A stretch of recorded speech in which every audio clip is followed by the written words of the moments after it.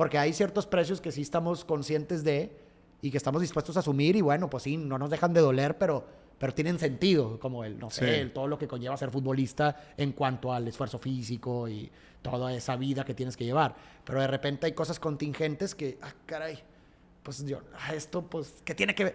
Carecen de sentido porque dices, ¿qué tiene que ver esto con jugar fútbol, no? Entonces, como que no tiene sentido. Y por otro lado, lo que hablábamos cuando vino Guido en uno de los primeros programas de acá, nos transformamos en figuras, en muchos casos héroes o ganadores, y dejamos de lado, Guido utilizó una frase que resonó mucho en el programa, que fue esto de mostrarnos vulnerables. En muchos casos, para muchos deportistas de alto rendimiento, es muy difícil mostrarse vulnerable, ¿viste? O pedir ayuda, o hablar de un psicólogo, o hablar de un...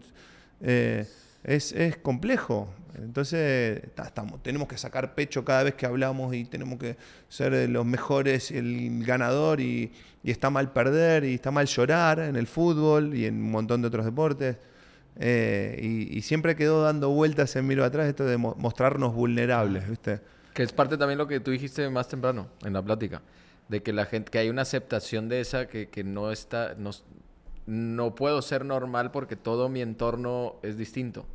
O sea, me la estoy mamando en cabrón. No, dale. No, pero dilo. No, a lo que iba es parecido a lo que tú dijiste antes, de que una persona está afectada por todo lo que tiene externamente. Sí, exacto, justo, ¿no? O sea, como que el mandato social es, por ejemplo, que los hombres no lloren o que no demuestren emociones. Ese es el mandato social. Entonces, mi estima de mí va a estar en relación con mi comparativa, mi percepción de mí con ese mandato. Entonces, pues yo mismo me reprimo mis emociones porque no cumplo con ese mandato. Entonces, es como que a lo que te referías. Y justo, mira, qué curioso que hablamos de esto porque creo que se conecta bastante bien con lo que estaban mencionando del fútbol. O sea, porque creo que había una pregunta que mencionabas en el PDF que hablaba de por qué la violencia en el fútbol.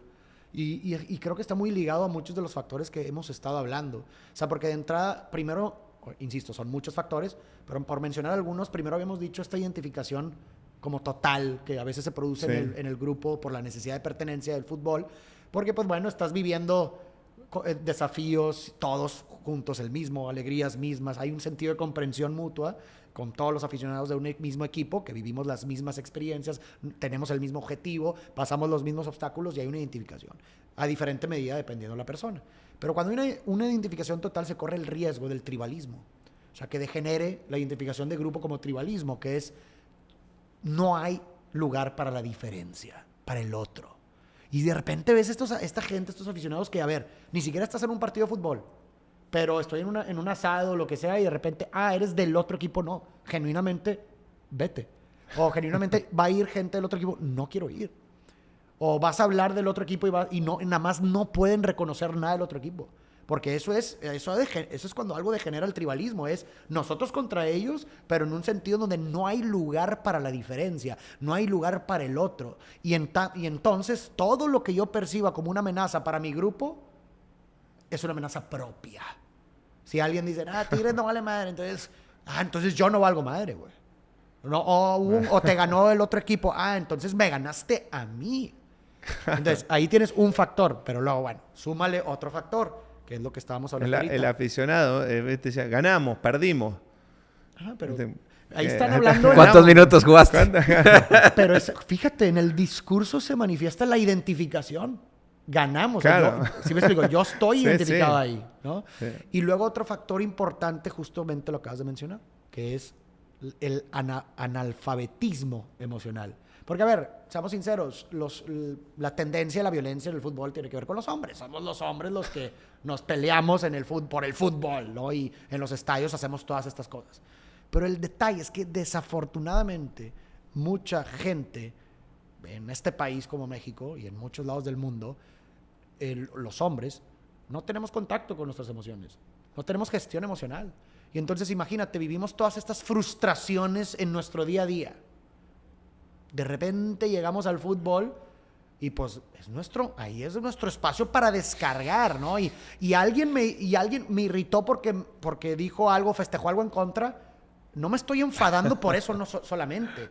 Me estoy enfadando por todas las cosas que me enfadé en toda mi semana, güey. Sí, claro. El señor que sale... ¿Pero eso es cierto entonces? O sea... Por supuesto. O sea, el señor que sale llorando porque perdió el equipo así, ay, su hijo lo está viendo. Un ejemplo, ¿no? Cualquier arquetipo.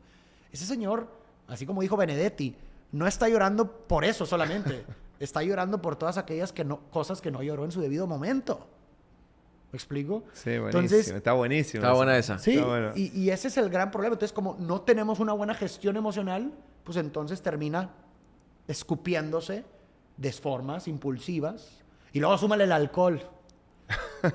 No, pues es ¿Qué que produce el alcohol en el cerebro. en el cerebro? Lo que produce es que básicamente te apaga, y todos lo hemos experimentado, te apaga las regiones cerebrales asociadas A con la la regulación. reflexión, con el pensamiento reflexivo lógico, ¿no? Y todos los hemos experimentado. Te pones, entre más tomes, más desinhibido. ¿Ah? Y entonces... Menos racional, ¿viste? Menos racional, exacto. Y luego le sumas también el enojo también en el cerebro apaga las regiones cerebrales asociadas con los juicios. ¿Por qué? Porque cuando estás enojado, ¿qué te dice la emoción del enojo? Que hay algo injusto, algo que debería cambiar, algo que alguien te lastimó o alguien ¿no? Lo que tú quieras relacionado a eso. Entonces, ¿qué es lo que hace el cerebro? A ver, no hay momento para reflexionar. Estamos en una situación de vida o muerte porque alguien nos hizo daño. Estás amenazado. Entonces apagas la región de la reflexión. Órale, güey, impulsividad. Por eso actuamos de formas como actuamos cuando estamos enojados y de repente nos arrepentimos después de que, chingo, ¿cómo dice eso?